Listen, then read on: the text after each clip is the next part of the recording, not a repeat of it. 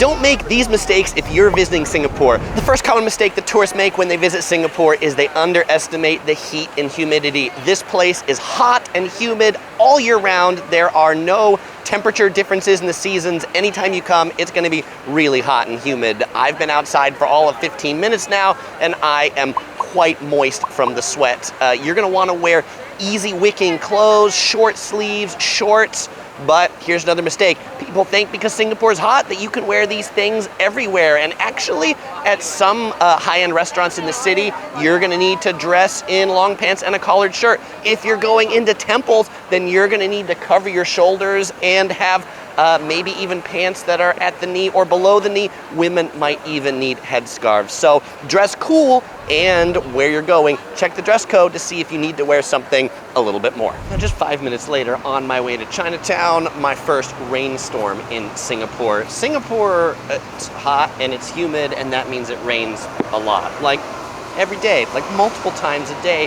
And the great part is a lot of it's covered, so right now I'm underneath this like office building that has some cover, but you'll definitely want to have your umbrella handy when you come to Singapore, because sometimes they can be short-lived, but other times they can be short-lived and really, really quite strong. Chris, where's your umbrella?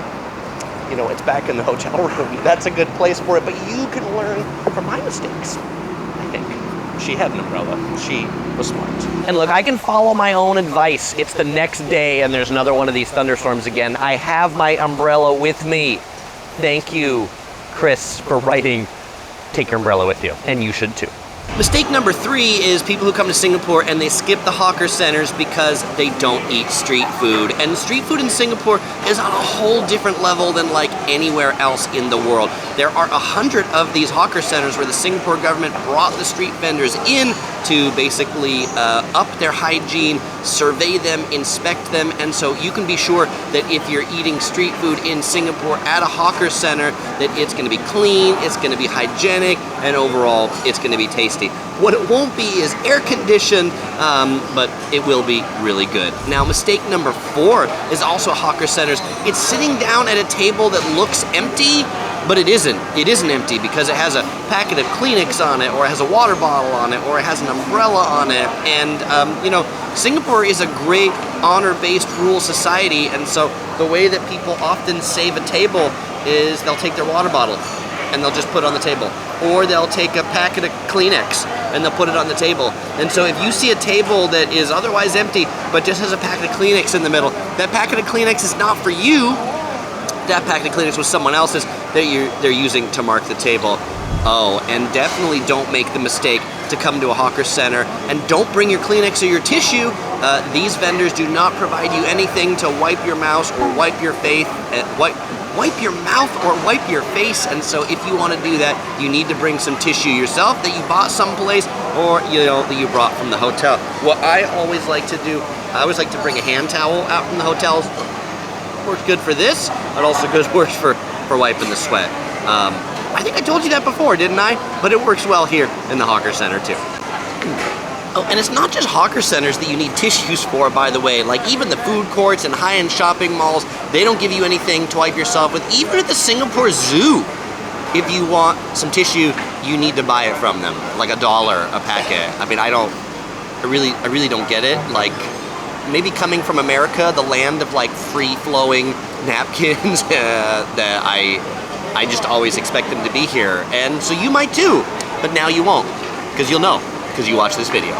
Mistake number 6 is thinking that Singapore is a destination just as cheap as the rest of Southeast Asia, and Singapore can actually be quite expensive. I mean, the food at hawker centers is really quite dirt cheap, but Singapore, they have a pretty high per capita GDP. They have a really high standard of living, so you're gonna find sit-down high-end restaurants quite expensive. You're gonna find shopping quite expensive. You're gonna find luxury hotels to be quite expensive. And so as compared to a vacation in neighboring Thailand or Indonesia, you might want to budget 2 to 3 times more for the same amount of time in Singapore. Because really, these things like the world's biggest waterfalls, they don't fund themselves. It took money to build that.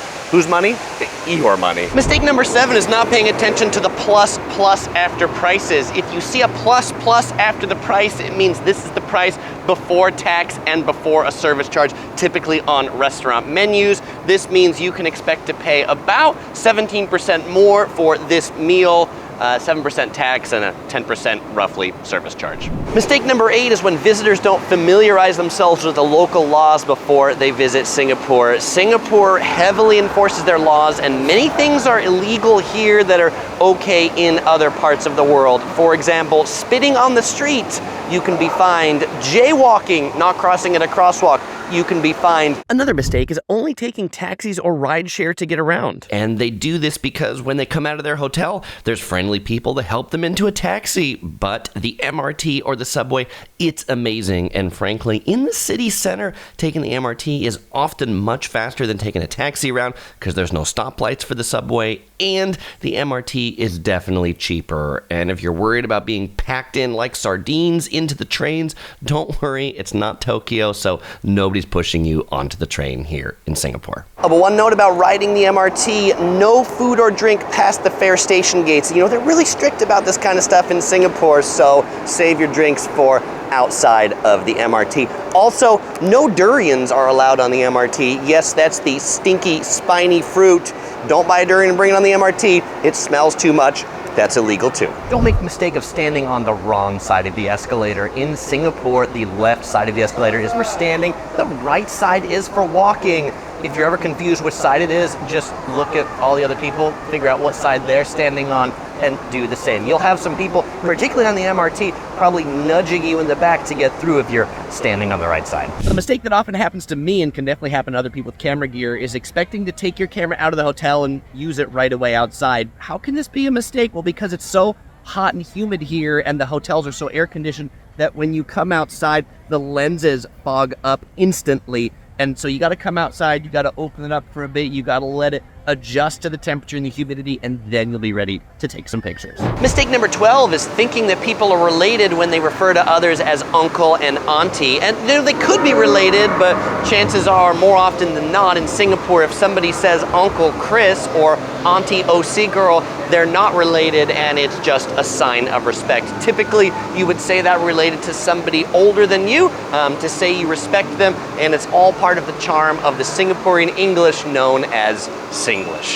And mistake number 13 is only visiting the super touristy parts of Singapore. I know there's a ton of great stuff around Marina Bay. There's the Marina Bay Sands, there's Clarke Quay, there's all these things you've read in your guidebooks, but let me tell you, get off the beaten path a little bit. Get out into residential Singapore, explore, and particularly if you're looking at hawker centers.